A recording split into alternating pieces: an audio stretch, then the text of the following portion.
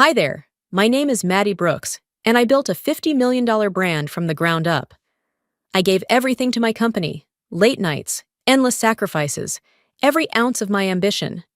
And for what? To be called useless by my own sister? To have my father look me in the eye and tell me I didn't deserve the empire I created? It started with whispers, strange looks at a corporate gala that should have been my celebration.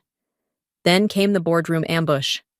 Sam, my own blood, standing there with legal documents that stripped me of my title, my legacy. And my father? He didn't stop her. He stood by and watched as I lost everything.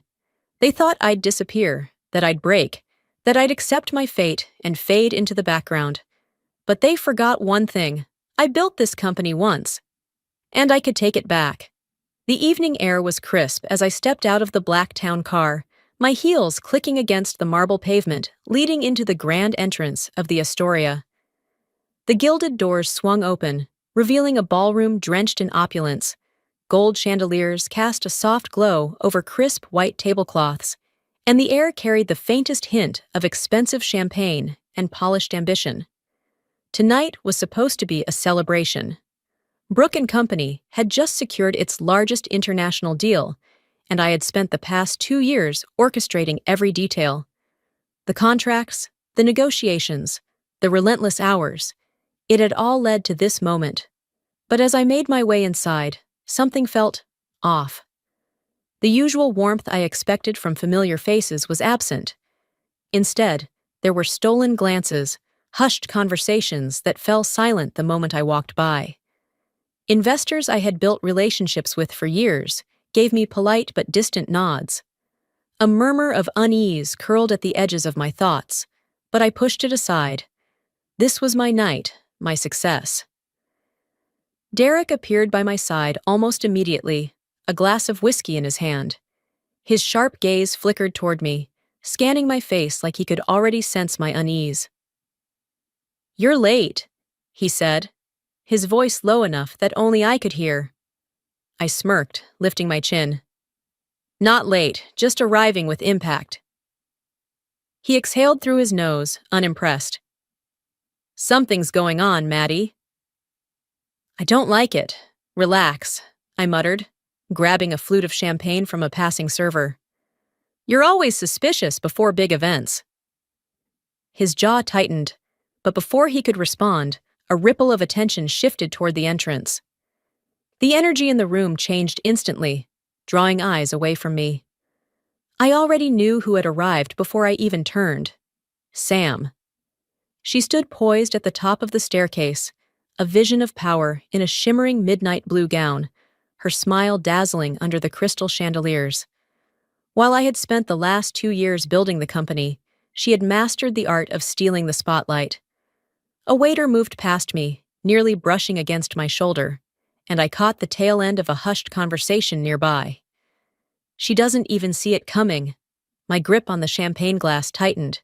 William Brooks, our father, was already making his way towards Sam, his expression softer than I'd seen in years. He clapped a hand on her back, turning toward the investors gathered nearby. "My daughter, Sam," he declared, his voice carrying across the room. "A natural leader, wouldn't you say?" The crowd nodded, murmured approval following his words. Not a single mention of the deal. Not a single mention of the years I had poured into making this night possible. The murmur in my head grew louder. Derek shifted beside me, setting his glass down with deliberate care. "You see what I mean now?" I forced a smile, lifting my champagne, as if to toast to nothing at all. It's just William being William. But I knew better. Something was happening, something big. I moved through the room, shaking hands, offering practice smiles, but my mind was elsewhere. The whispers, the stolen glances, Sam's too-perfect entrance.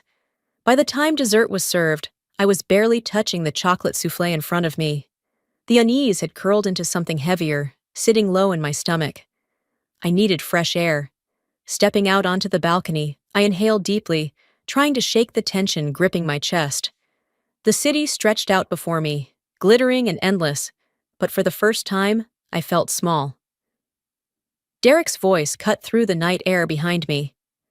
"Maddie, I need to talk to you."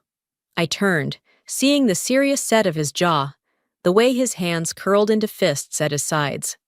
"There's something you don't know about tomorrow's board meeting." My pulse skipped. The cold air suddenly felt sharper, like a warning I had failed to see coming. "Maddie, sit down," William Brooks says, his voice colder than I have ever heard before. The conference room is eerily silent, save for the rhythmic ticking of the antique clock mounted on the wall. I glance around, taking in the unreadable expressions of the board members. The air is thick with something I can't quite place. Anticipation, tension, perhaps even regret. Sam sits beside William, her posture too poised, her lips curved in the faintest smirk. She doesn't even try to look surprised that I'm here. This isn't a meeting, it's an execution. Derek stands in the far corner, arms crossed, his face unreadable. But I know him too well. His jaw is tight, his stance rigid. He knows what's coming. William clears his throat, shifting in his seat like he's uncomfortable. But the glint in his eyes tells me otherwise. "Maddie, we've made a decision regarding the company's leadership." The room seems to close in. My fingers tighten around the edge of the chair, knuckles pressing white against my skin. Sam flips through a stack of papers in front of her, her nails tapping rhythmically against the polished wood table.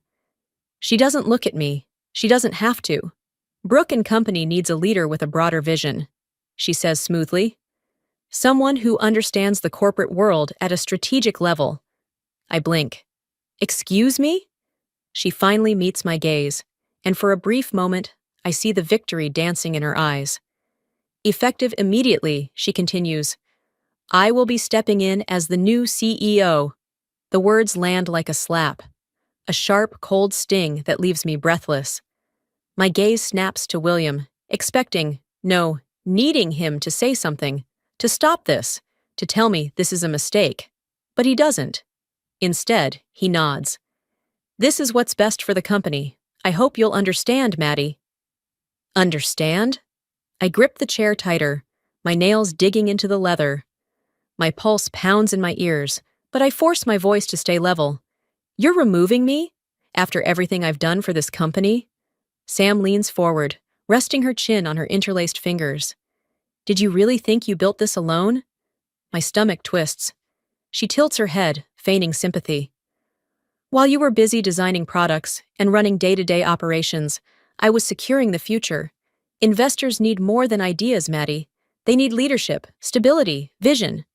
My mouth parts, but no words come. William watches me, waiting for a response. But what can I possibly say?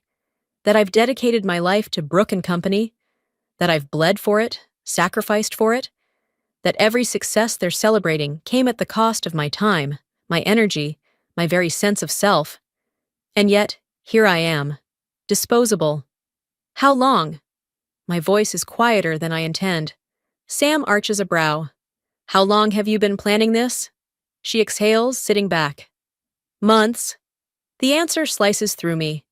I look around the table, searching for something, someone, to contradict this, to say this isn't how things should be. But the faces staring back at me are blank. No one speaks. Even Derek, who hasn't moved from his corner, looks away. "Unbelievable," I murmur. William leans back, clasping his hands. "You'll receive a generous severance package, of course." My body turns cold. "A severance package." "Let's not be dramatic," Sam sighs. "You'll be well taken care of."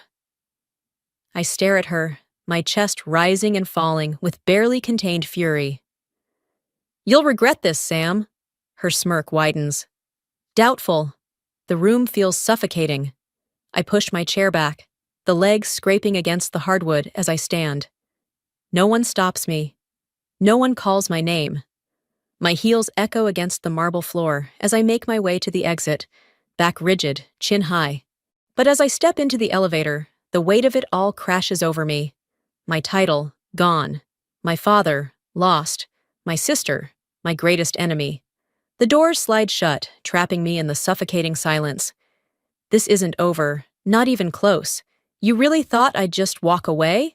I say, my voice dangerously calm, as I meet Derek in a dimly lit cafe. The scent of freshly brewed coffee lingers in the air, but I barely register it. The city hums outside the rain-speckled windows, but the noise feels distant, irrelevant. My fingers drum against the ceramic cup in front of me, its warmth doing little to thaw the ice that has settled in my chest since this morning. Derek watches me carefully from across the table, his expression unreadable. Honestly, I wasn't sure, he admits. But I know you, Maddie. You don't quit. You don't back down. I let out a slow breath, tilting my head. Then why do I feel like I've already lost? He leans forward, elbows on the table. Because you're still in shock. But this isn't over, not even close. The weight of his words hangs between us, but doubt still gnaws at me. They humiliated me, Derek. Sam didn't just take my position, she took my legacy. And William, he let her. He exhales sharply. William made his choice, but that doesn't mean it was the right one. I shift my gaze toward the window, watching as headlights blur past on the wet pavement. The betrayal plays on repeat in my mind. Sam's smirk, William's cold nod, the silence of the boardroom as they collectively decided I was disposable. For the first time in my life, I don't know what to do next. Come on, Derek says suddenly, tapping his fingers against the table. We need a plan. I scoff, shaking my head. A plan? To do what? Sue my own company? Take Sam to court? She played this too well, Derek. She got to the investors first. She had months to prepare, and My voice falters. I didn't see it coming. Derek doesn't respond right away. Instead, he reaches into his briefcase and pulls out a worn manila folder. I frown. What's that? Your way back in. I glance between him and the folder, skepticism creeping into my tone. Derek, just look at it. I hesitate before taking the file, flipping it open. The moment my eyes land on the first page, my breath catches. It's an old contract, one from when I first helped restructure Brook & Company after our international expansion. My fingers skim over the familiar legal jargon, memories flooding back. And then, I see it. A clause. Derek taps a highlighted section with the edge of his pen. You still own 49% of the company, Maddie. And this, he gestures toward the clause, gives you leverage. If Brook & Company changes its core business model without your consent, you have the legal right to challenge their leadership and reclaim your stake. The words blur for a moment as I process what he's saying. I sit up straighter. And Sam doesn't know this? His lips twitch. I doubt she even remembers it exists. She was too busy playing politics while you were actually running the company. For the first time since this morning, something shifts inside me. A spark. A flicker of something dangerous and familiar. Hope. I close the folder and meet Derek's gaze. We need to make sure she takes the bait. She has to make a move that triggers this clause. Derek grins. Now that's the Maddie I know. Meanwhile, across the city, in a sleek office with floor-to-ceiling windows, Sam Brooks sits behind what used to be my desk. She leans back in her chair, scrolling through the flood of congratulatory emails, barely acknowledging the assistant placing a fresh coffee beside her. Her phone buzzes. A message from an anonymous number. Your sister built this company's reputation. You just took the title. Prove you deserve it. Her jaw clenches. Victory, it seems, is proving to be more complicated than she anticipated. Back in the cafe, I slip the contract into my bag, my mind already working through my next move. This isn't just about getting my job back. It's about taking everything. You don't just walk into my office without an appointment, Maddie, Sam hisses. But there's a flicker of fear in her eyes. I take my time, letting the weight of my presence settle into the space. The office is different, redesigned in Sam's image, with sleek black furniture and gold accents, the kind of decor that screams power and control. But beneath the polished surface, I see it for what it is. An illusion. I shut the door behind me and cross the room, my heels clicking against the marble floor.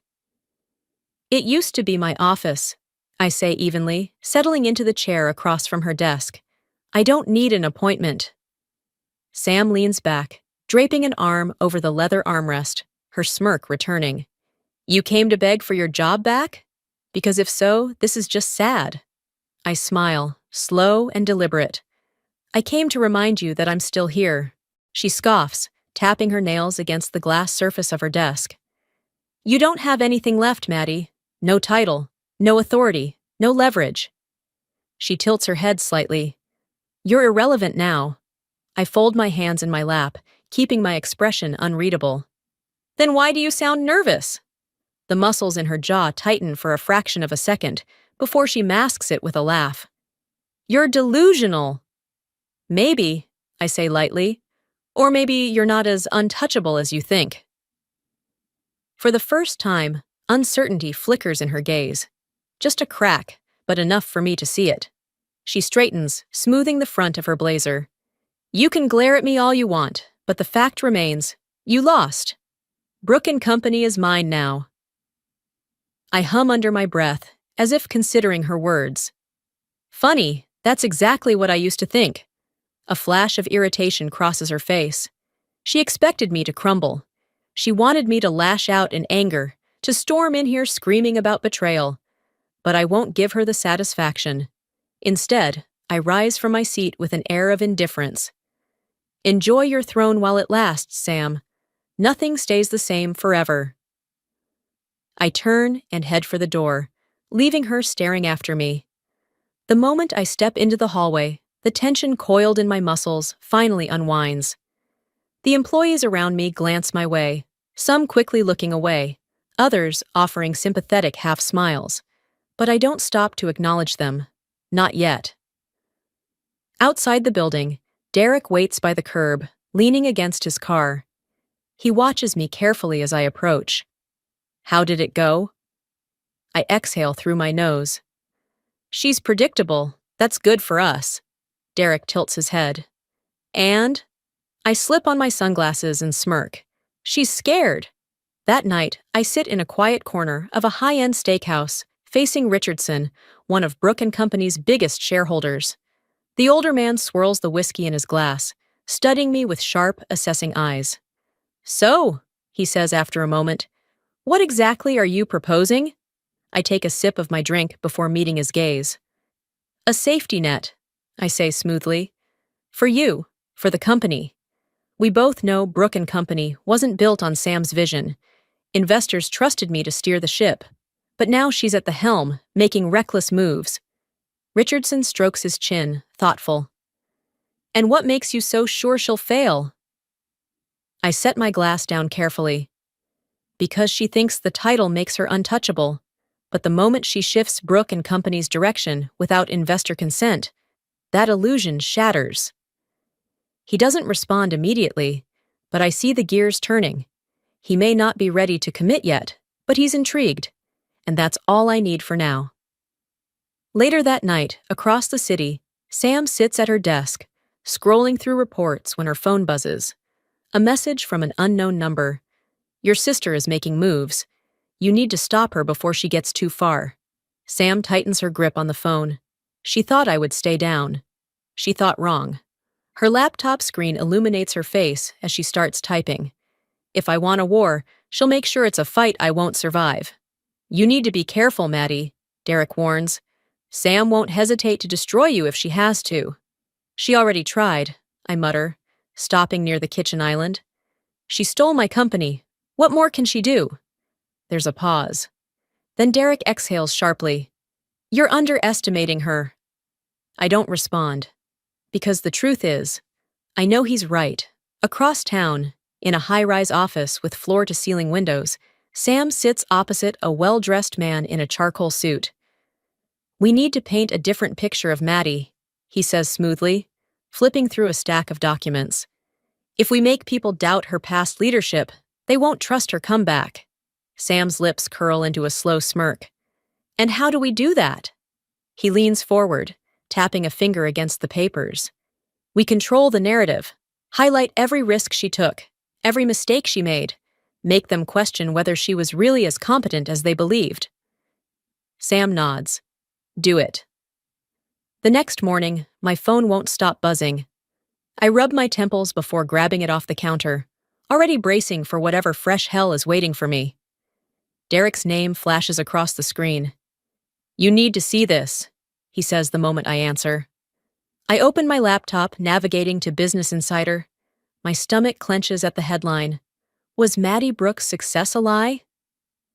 Inside the questionable leadership of Brooke and Company, a sharp breath escapes me as I scan the article. It's a carefully crafted attack, full of half-truths and twisted facts. My leadership style is described as reckless, my business strategies labeled as risky gambles. Words like unstable and erratic are thrown in just enough to plant doubt. My hands tighten into fists. On the television across the room, CNBC is airing a panel discussion. The problem with Maddie Brooks, one commentator says, adjusting his tie, is that she never truly fit the mold of a traditional CEO. She was creative, sure, but creativity doesn't always translate to strong leadership. Another panelist nods. And let's not forget, Brooke and Company wasn't built in a vacuum. Her sister, Sam Brooks, has been instrumental in stabilizing the company's future. A bitter laugh escapes me. Stabilizing? She stole it. My phone rings again. Maddie, we have a problem, Derek says, voice sharp. Someone leaked internal documents, fake ones.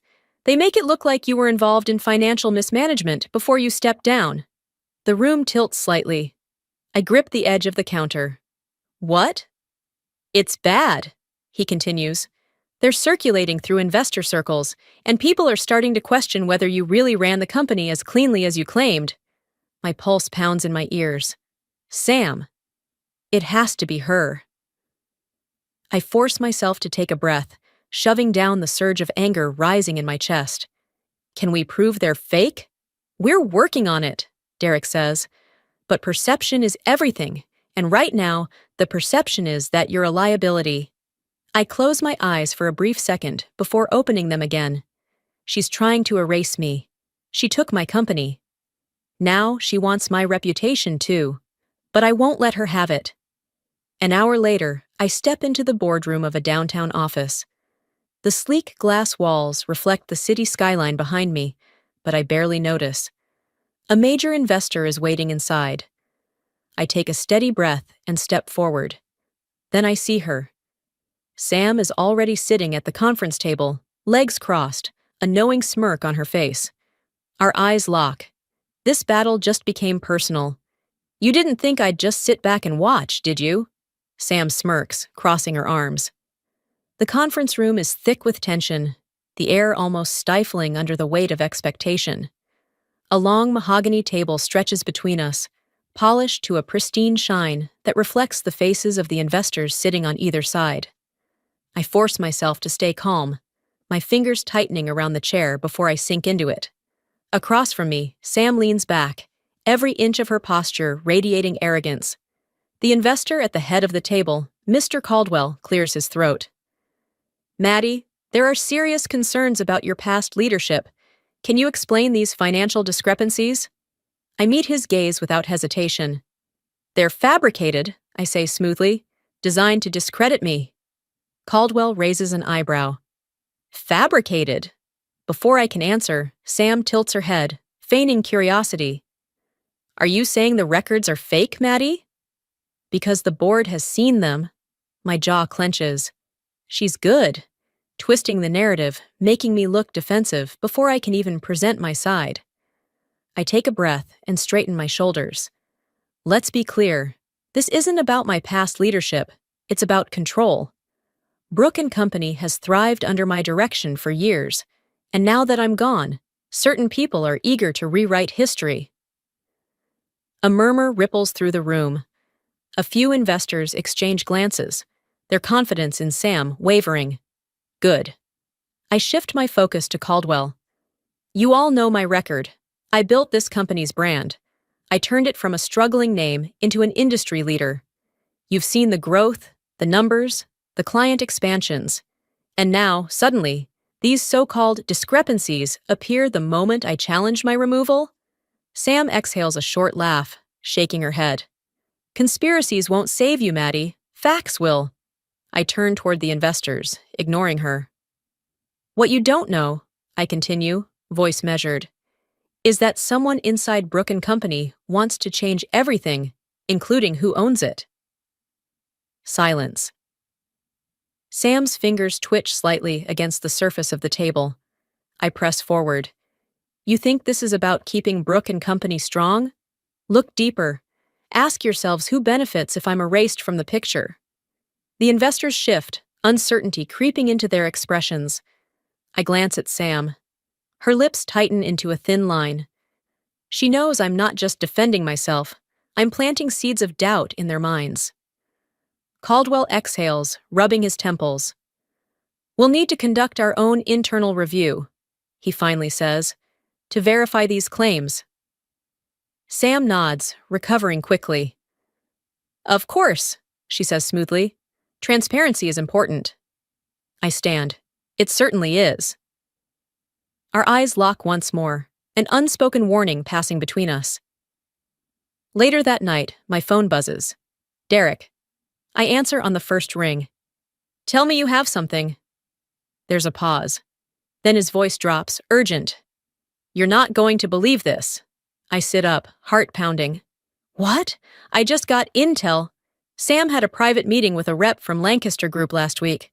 My stomach twists. The fashion conglomerate? The very one. I grip the phone tighter. Lancaster Group has been circling Brook and Company for years, trying to acquire it. Sam isn't just trying to take control, she's trying to sell the company. Derek exhales. She's playing a whole different game, Maddie. I close my eyes briefly, letting the weight of it settle. Then I open them, staring out at the city skyline. My blood cools, my mind sharpening. If Sam wants to play dirty, I say, voice low, then let's see how she handles this. I need you to leak something to the press, I tell Derek, my voice steady. Sam's about to have a very bad week. Derek exhales, setting his drink down on the table between us. We're sitting in the dimly lit back room of a high-end steakhouse, tucked away from prying eyes. The rich scent of seared meat lingers in the air, but neither of us are paying attention to the food. You're sure about this? He asks, leaning forward. I meet his gaze. Absolutely. He studies me for a long moment before nodding. All right. What's the play? I slide my phone across the table, the screen displaying a confidential document, one that outlines Sam's private meetings with Lancaster Group, our biggest competitor. This, I say. Brook and Company isn't just her pet project. She's looking for a buyer. Derek whistles under his breath. If the board finds out she's selling, they'll lose their minds. Exactly, I say. We need to time this perfectly. If the press gets wind of this before she has time to control the narrative, she won't be able to bury it. Derek taps his fingers against the table, thinking. I know a guy. A journalist over at the Wall Street Report. He's reliable, and he won't print anything without verification. Good, I say, my pulse steady, my mind sharp. Let's do it. Derek pulls out his laptop, fingers flying over the keys as he crafts the message. We attach the documents, careful to remove any trace of where they came from. The moment he hits send, there's no turning back. Now we wait. It doesn't take long. By the next morning, the headlines have already taken over the business world. Brook and Company CEO Samantha Brooks in talks to sell company to rival corporation. Power move or betrayal? Sources say Brook and Company may no longer be family-owned. I sit back on my couch, scrolling through article after article. It's working. The phone rings. Derek, did you see it? He asks, the grin in his voice evident. Oh, I saw it, I murmur. And so did the board. Inside Brook and Company, Sam storms into the conference room, slamming the morning's paper down onto the table. The faces around her are grim. A senior board member, Mr. Hathaway, leans back in his chair, arms crossed. Explain this, Sam.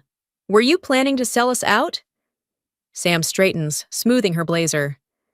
This is taken out of context, she says coolly. Lancaster Group was interested in a partnership, not an acquisition. Hathaway isn't buying it. A partnership? Funny, because the Wall Street report seems to think otherwise. Another board member, Ms. Langford, raises an eyebrow. Sam, we backed you because you promised stability. This is not stability. Sam clenches her jaw. I have everything under control. No one looks convinced. Her hands tighten into fists beneath the table. She knows exactly who's behind this.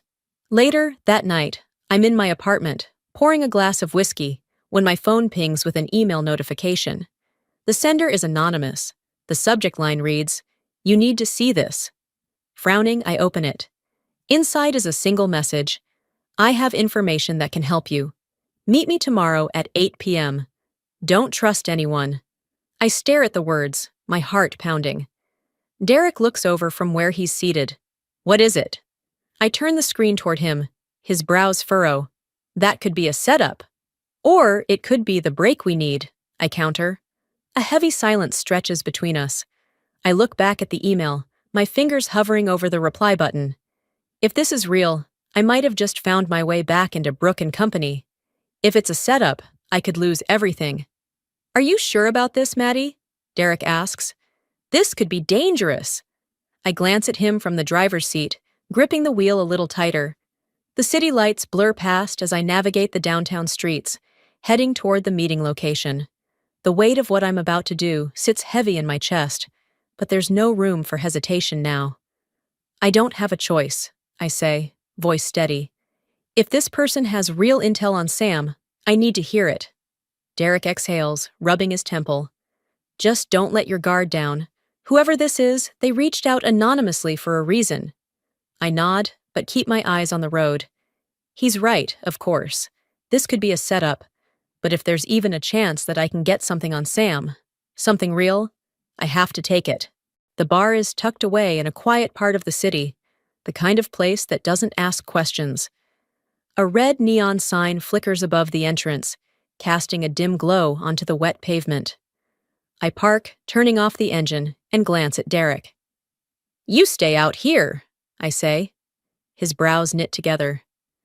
Maddie, I need to do this alone. He doesn't like it, but after a long moment, he nods. Fine, but I'll be watching. I step out of the car and into the dimly lit bar. The smell of aged whiskey and cigarette smoke clings to the air, and low jazz hums from the speakers.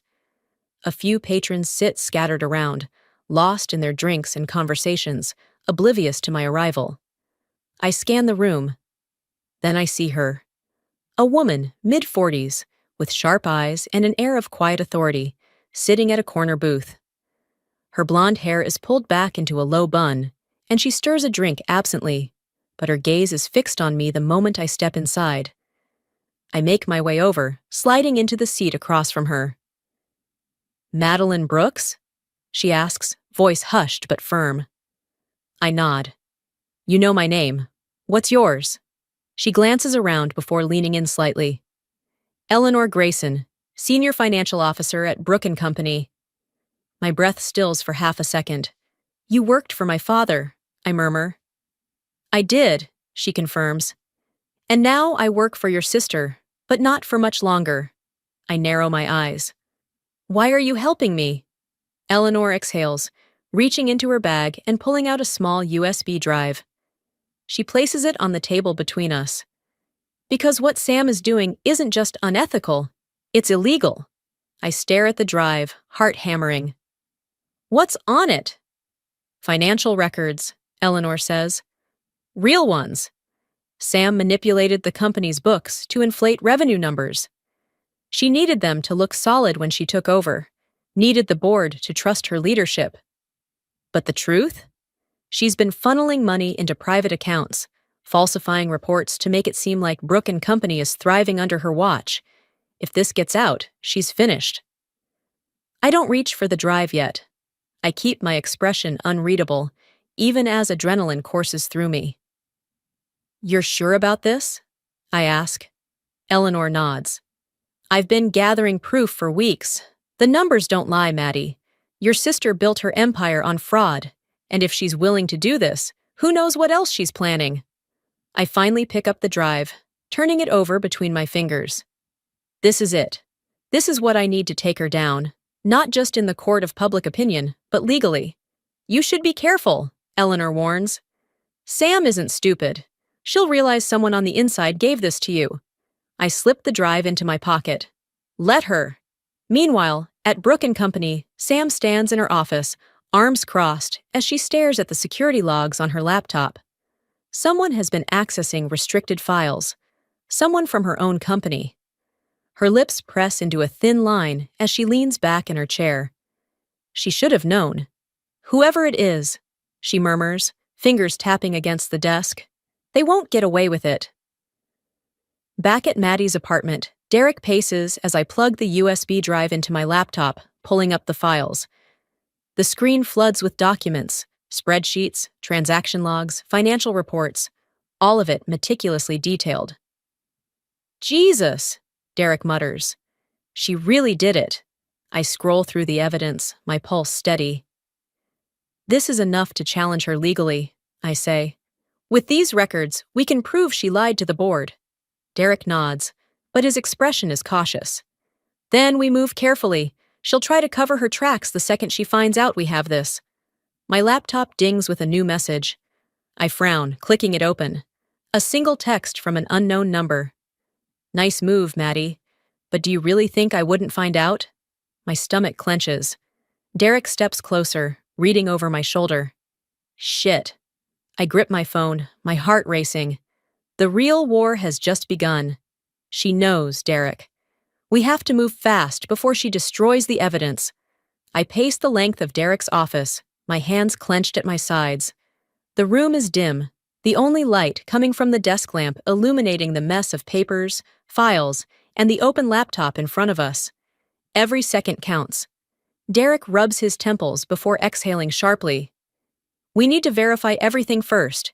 If we make a move, and there's even a tiny mistake, Sam will spin it against you. I stop pacing and grip the back of the chair. Then we work through the night. He nods, already pulling up the spreadsheets. The USB drive Eleanor gave me contains months of manipulated records, numbers doctored to make Brooke and Company look stronger than it actually is. Transactions funneled into hidden accounts, inflated revenue reports. It's all here, black and white. And if we don't act soon, Sam will bury it. I grab my phone, scrolling through my contacts. There are investors who still believe in me, people who trusted my leadership before Sam forced me out. If I leak the right details, I can plant enough doubt that the board will have no choice but to demand answers. Derek looks up from his screen. What's your plan? I meet his gaze. I'm going to give them something they can't ignore. I start with Mrs. Linton, a longtime shareholder, a woman who built her empire from the ground up and doesn't tolerate dishonesty. I type a message, attaching a snippet of the manipulated financial statements. Mrs. Linton, you've always valued integrity in business. I thought you should see this before you hear it from someone else. I press send and lean back, my pulse steady. The message is vague but effective. It won't take her long to realize what's happening. Derek watches me. And now? Now, I say. We wait. The response comes faster than expected. Maddie! What the hell is this? Call me. I glance at Derek before dialing her number. She picks up immediately. Is this real? She demands, skipping pleasantries. Sam's been lying about the financials? I keep my voice even. I wouldn't bring this to you if I wasn't certain. And it's only the tip of the iceberg. Silence. Then, in a quieter voice, does the board know? Not yet, I admit. But they will soon. A sharp breath on the other end. I want a full financial report on my desk by the end of the week. And if this turns out to be true, Sam is finished. I smile. I was hoping you'd say that. By morning, the rumors are already circulating. Investors are whispering. The board is uneasy. And Sam? She's furious. She storms into Brooke and Company, slamming her office door so hard the walls shake. Her assistant flinches as she tosses a folder onto her desk. Find out who's leaking information, she snaps. The assistant nods quickly and scurries out. Sam exhales, pressing her fingers against her temples. This isn't part of the plan. The company was supposed to be under her complete control by now. But Maddie, damn her, just won't stay down. She straightens, fixing her blazer. Fine. If Maddie wants a fight, Sam will give her one. That afternoon, the board receives an emergency meeting notice. Sam's name is stamped at the bottom. She's trying to get ahead of this, trying to control the damage before it spreads too far. But it's too late. As the board gathers in the glass-walled conference room, the tension is thick. Some members exchange skeptical glances. Others tap their fingers against the polished table, waiting. Sam stands at the head of the room, expression composed. These rumors are designed to destabilize our company, she begins smoothly. We need to stand united against misinformation and speculation. A few nod. Others remain silent. Then the doors swing open. I step inside. A slow, confident smile spreads across my face as I take a seat at the table, directly across from Sam. She stiffens. You're not supposed to be here, she says coldly. I fold my hands in front of me. Oh, I think you'll want to hear what I have to say. Sam's expression darkens. The game has changed, and this time, I'm the one holding the cards. Ladies and gentlemen, I have something very interesting to show you.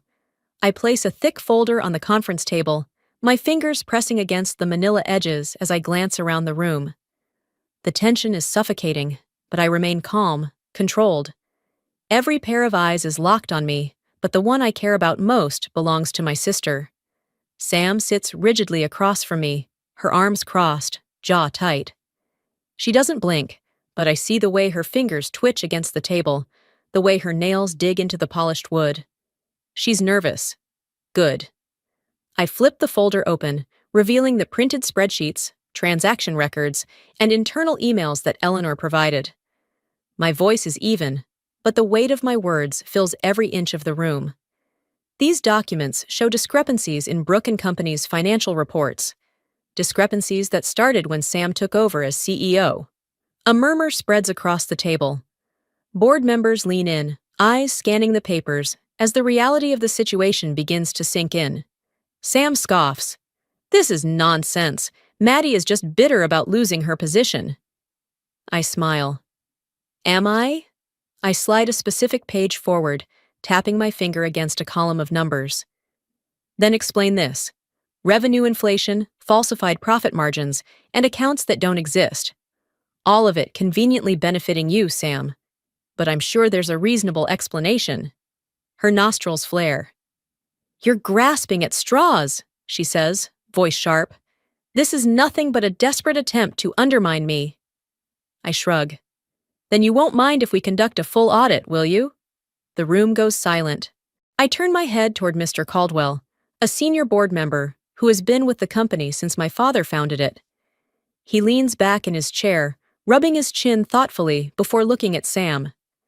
That's a fair request, he says. If there's nothing to hide, then an external investigation should clear everything up, right? For the first time, genuine fear flashes in Sam's eyes. She opens her mouth, ready to argue, but before she can speak, another voice cuts through the room. Sam, Richard Greer, one of her strongest allies on the board, clears his throat. He adjusts his glasses, looking at her with something that resembles disappointment. I've stood by you, but I can't ignore these numbers. If you can't explain them, I won't support you anymore. Sam stiffens. Her hands curl into fists. I see it. The moment she realizes she's losing control. The walls she built are beginning to crack. This is ridiculous, she spits out, but her voice lacks the confidence it held before. Maddie is manipulating you all.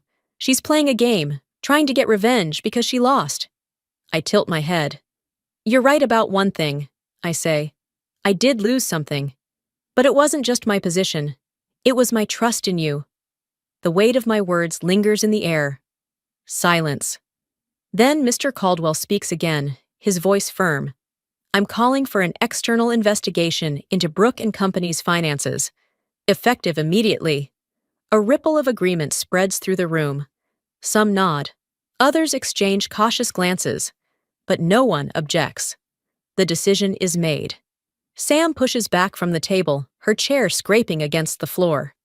"You'll regret this," she says through clenched teeth. I meet her glare head-on. "I doubt it." She storms out, leaving the tension thick behind her. I exhale, barely audible, before glancing at Derek.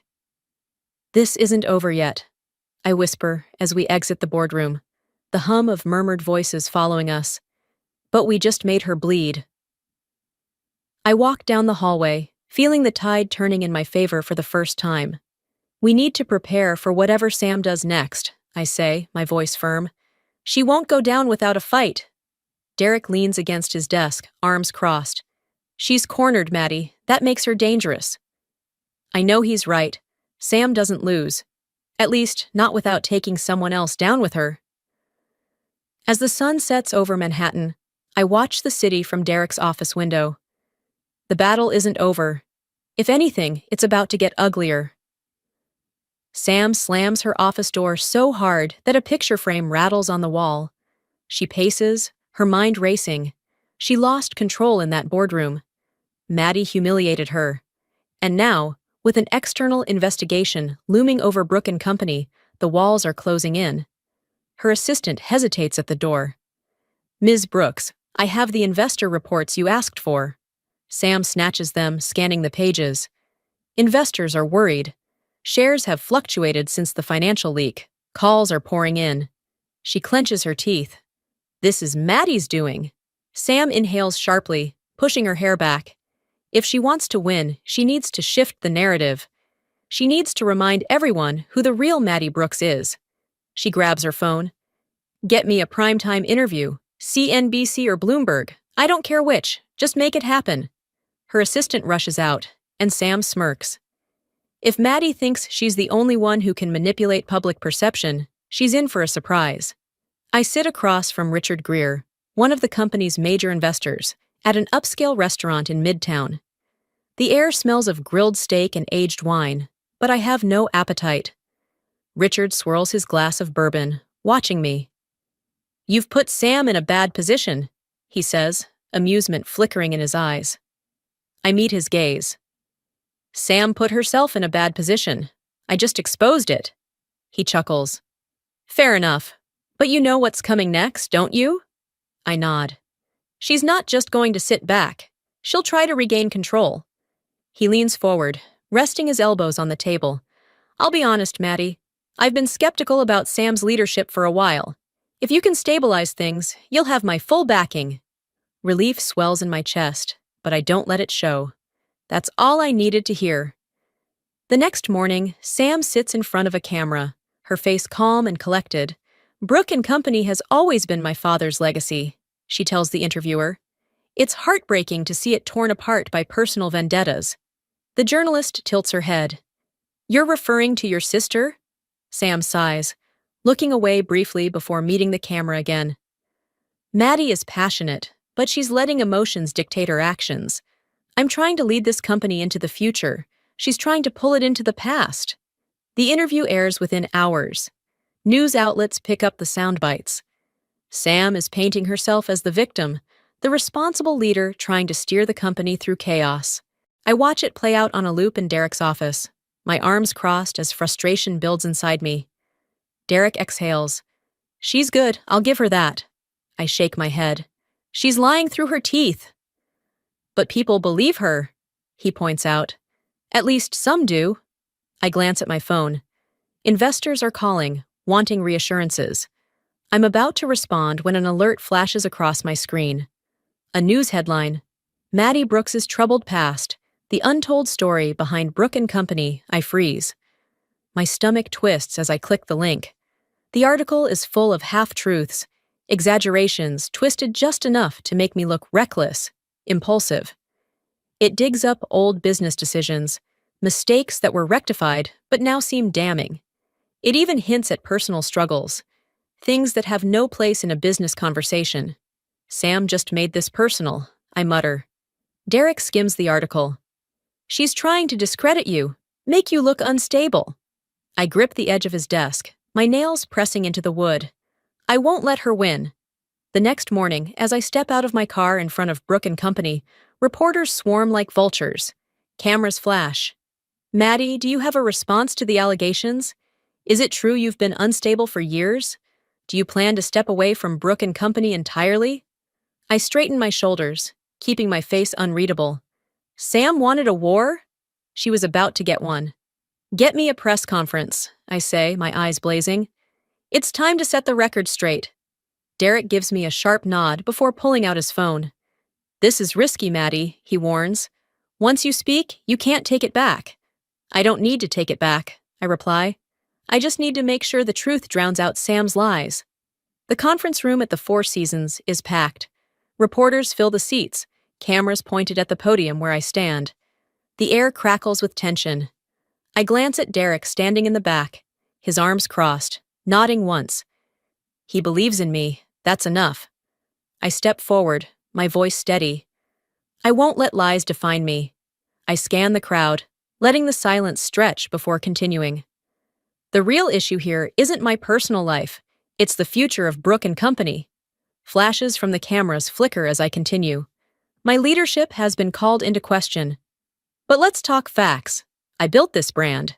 I expanded our reach, secured major partnerships, and brought in billions. And yet, my qualifications are being questioned because of a desperate smear campaign? A murmur ripples through the crowd. I flip open the folder on the podium, revealing slides behind me on the projector. This is Brooke and Company's financial trajectory during my tenure, I say, gesturing to the chart. We experienced record-breaking growth. Now let's look at the numbers since my removal. The graph shifts. The numbers show a clear decline under Sam's leadership. The room goes silent. Facts don't lie, I say. And neither do I. The tension is thick. A journalist in the front row raises his hand. So you're saying your sister is unfit to lead? I pause, choosing my words carefully. I'm saying Brooke and Company deserves leadership that doesn't rely on deception. I'm saying this company, which my father built and I helped elevate, deserves better. Another journalist jumps in. Are you pushing for her removal? I don't hesitate. I'm pushing for what's best for this company. If the board believes that's me, then I'm ready to step up. Meanwhile, across the city, Sam watches the press conference from her office. Her nails dig into the armrest of her chair, her knuckles white. She's turning them against me, she hisses, her voice sharp with rage. Her assistant shifts uncomfortably, but doesn't say a word. Sam throws a glass at the wall, the shatter echoing through the room. Get me in front of a camera, she snaps. We need to counter this now. Her assistant hesitates. Actually, there's something else you should see. She hands Sam an envelope marked confidential. Sam rips it open, scanning the contents. Her breath catches. It's the results of the financial audit. She flips through the pages, her heartbeat pounding in her ears. Severe financial discrepancies under the current leadership. Multiple unapproved transactions tied to offshore accounts. Sam's stomach twists. If this report gets out, she's finished. She slams the folder shut. Nobody sees this. Understood? Her assistant nods quickly. Yes, ma'am. But Sam knows. The board will see it. And when they do, it won't matter what she says. That night, I sit with Derek, going over the numbers once again. You did what you had to do, he says. The investors are responding. You've got more support than ever. I nod, exhaling. It's not over yet. Derek's phone buzzes. He glances at the screen, then looks up at me. The board just called an emergency meeting. I straighten. When? Tomorrow morning. I meet his gaze. This is it. The final battle. We will now take the final vote, the board chair announces. The future of Brooke and Company depends on this decision. The conference room is silent, except for the ticking of the antique clock mounted on the far wall. The weight of this moment presses down on everyone seated around the long mahogany table. I sit at one end, my hands clasped together, my posture unwavering. Across from me, Sam reclines in her chair, her expression carefully composed. But I know her too well. Beneath the poised exterior, she's unraveling. Our father, William Brooks, sits near the edge of the room, arms crossed, his face unreadable. He hasn't spoken much, merely observing as his daughters battle for control of his empire. His silence carries more power than anything he could say. Before we vote, both parties may present their final statements. The board chair continues. Ms. Brooks, you may begin. Sam straightens, smoothing a hand over the lapel of her expensive blazer. When she speaks, her voice is silk, calm, controlled, and insidiously persuasive. Under my leadership, Brooke and Company has pursued bold new strategies, taking aggressive steps toward modernizing our business model. The last thing we need is to revert to the past. She flicks a glance at me, a calculated move, implying that my reinstatement would be a step backward. She continues, pulling up a financial presentation on the boardroom screen. Here, you'll see the initiatives I have implemented to position us for global expansion. These figures represent progress. The future of Brooke and Company depends on forward momentum, not nostalgia. She smiles, the picture of confidence. A brilliant performance, except for one problem. She's lying. I wait for her to finish, allowing the room to sit in her deception for a few beats before standing. I don't rush. I don't react. I simply rise, straighten my shoulders, and walk to the head of the table. Leadership is not just about ambition, I say, my voice steady. It's about trust. A few members of the board shift in their seats, intrigued. This company wasn't built on deception. It was built on integrity, on innovation, and on relationships. That is what made Brooke and Company thrive. But that trust has been violated. I reach for the folder I placed on the table earlier and flip it open, pulling out the financial audit results. I let the silence linger before sliding copies to each board member. The audit committee has uncovered severe financial misconduct, discrepancies in our reporting, unapproved transactions, a pattern of reckless decisions that have put this company at risk. I see it now. The tiny crack in Sam's armor, a flicker of panic in her eyes. She knew the audit would be damaging, but she thought she could contain it. You want to talk about leadership, Sam? I continue, my voice growing sharper. Then let's talk about accountability, because that is what leadership looks like. A heavy silence falls. The board members murmur among themselves, flipping through the documents. Some frown, some shake their heads. The weight of what they're seeing is sinking in. Sam recovers quickly, scoffing. This is a smear campaign. Numbers don't lie, I counter. And neither do forensic audits. I turn to the board. You have a decision to make, not just about leadership, but about the values this company stands for. The choice is yours. The board chair leans forward. It is time for the vote. Each member will submit their decision privately. The room is thick with tension as the votes are cast. I keep my expression neutral, but my heart pounds. Sam sits rigidly, her fingers curled into fists beneath the table. The board chair tallies the votes, pausing when he reaches the last one. His gaze flickers toward William Brooks. Mr. Brooks, he says, as founder, your vote will break the tie. The room stills. I hold my breath. Sam does too. Dad looks at the documents spread before him. He exhales, slow and measured. When he finally lifts his gaze, his expression is unreadable. Then he speaks. My vote. He pauses, and my pulse races. Goes to Maddie. The air shifts, a sharp intake of breath from Sam. A few exchanged glances among the board members. It's done. The board chair clears his throat. With the majority vote, the board has decided to reinstate Maddie Brooks as CEO of Brooke & Company. I release a slow breath, keeping my posture steady. I feel Derek's eyes on me from the other side of the room, but I don't turn. I look at Sam instead. She's motionless, her face blank, but her grip on the armrest of her chair is tight, white-knuckled. Then, slowly, she rises. Her movements are deliberate, controlled, but I can see it, the rage beneath her carefully constructed facade, the way her jaw tenses, the way her nostrils flare just slightly. She looks at me, and when she speaks, her voice is low, venomous. "This isn't over," she whispers. A chill moves down my spine, but I don't flinch. I meet her gaze, unwavering. "Now what?" Derek asks as I stand in the CEO's office, looking at the city below. I don't answer right away. The view stretches endlessly, lights flickering like tiny stars across the skyline. A city that never stops moving, never stops pushing forward. And now, Brooke and Company is mine.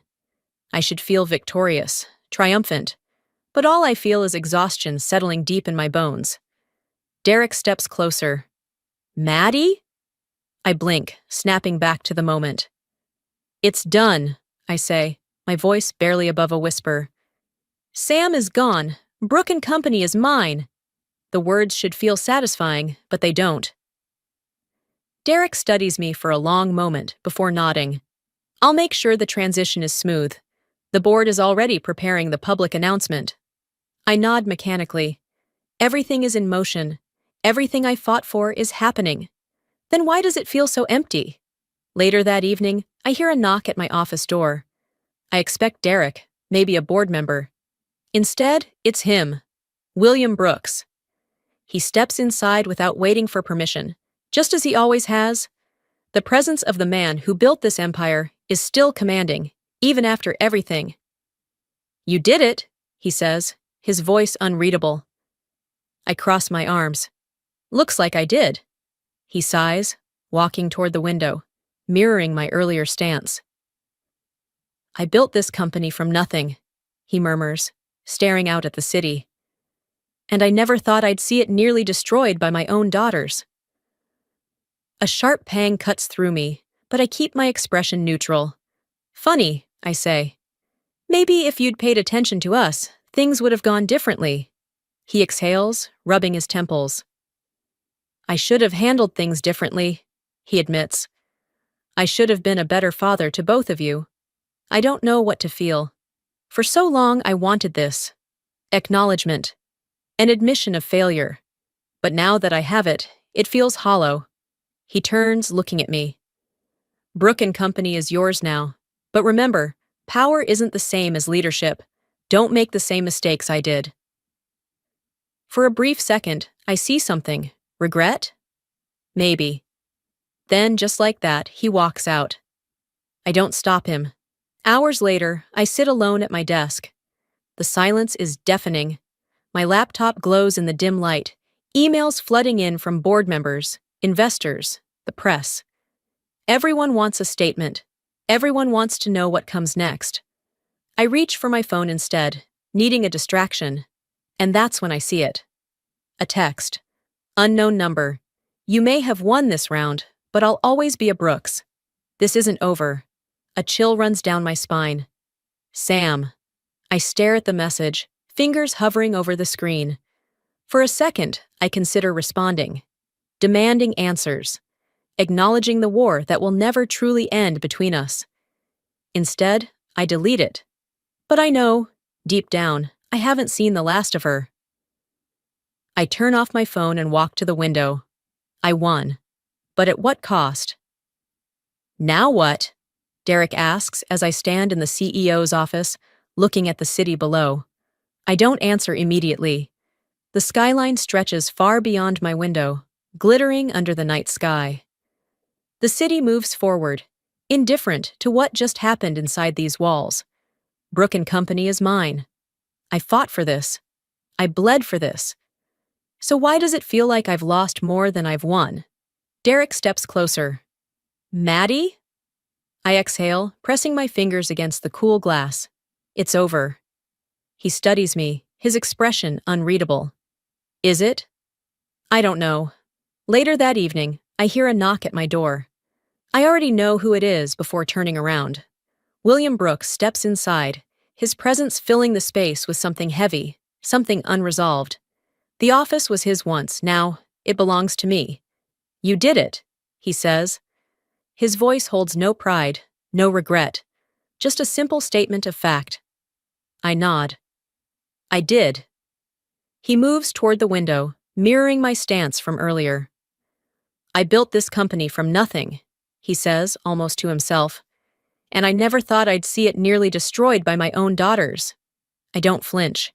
Maybe if you'd treated us like daughters instead of business assets, things would have gone differently, I say evenly. A sigh escapes him, deep and tired. I should have handled things differently, he admits. I should have been a better father to both of you. A bitter laugh rises in my throat. And yet, here we are. He turns, looking at me for a long moment. Brooke and Company is yours now. Don't make the same mistakes I did. For the first time, there's something almost vulnerable in his face. And then, without another word, he leaves. He doesn't say goodbye. I don't stop him. The night stretches long and silent. I sit at my desk, scanning through endless emails, congratulations from board members, inquiries from investors, interview requests from the press. Everyone wants to hear from the new CEO of Brooke and Company, the company I fought for, the company I won back. And yet, I've never felt more alone. I pick up my phone, needing some kind of distraction, and that's when I see it. A message. Unknown number. You may have won this round, but I'll always be a Brooks. This isn't over. I stare at the screen. Sam. The weight in my chest tightens. I hover over the message, debating whether to respond, to demand answers, to ask her what she really means. Instead, I delete it. Because I know the truth. She's right. It isn't over. I turn off my phone and walk back to the window. I won. But at what cost? A month later, I stand in front of an audience, about to deliver the most important speech of my career.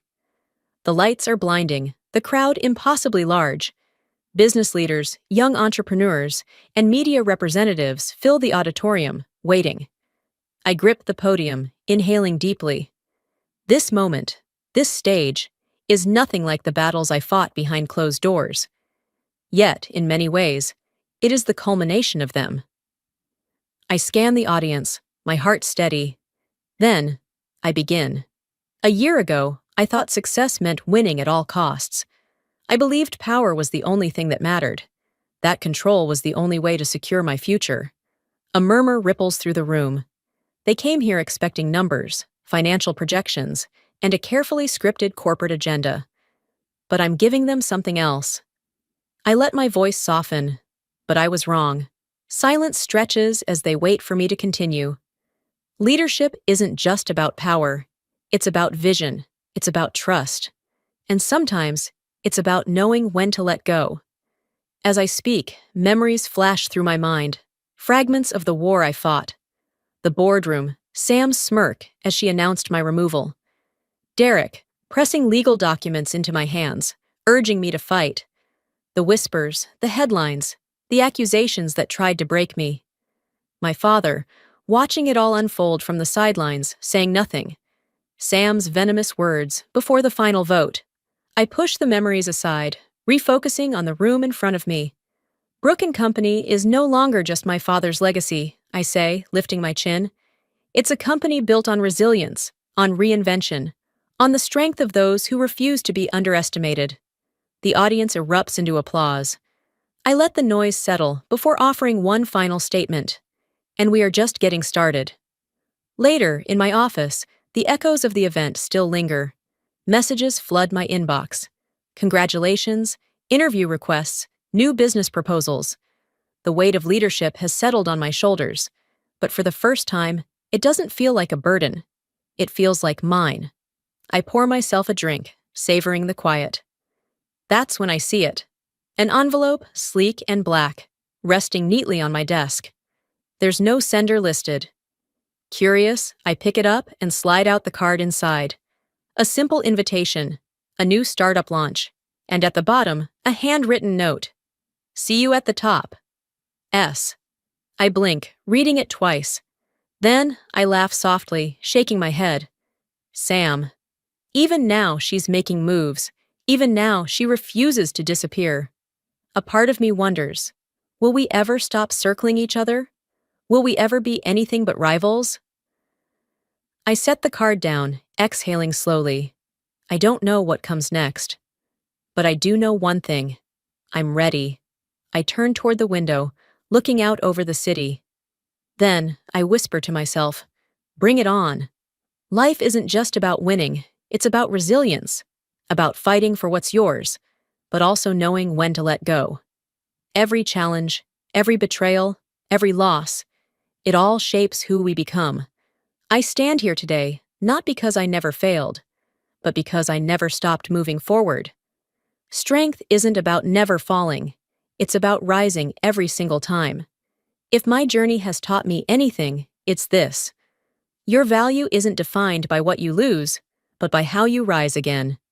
Subscribe now, because your story is just beginning.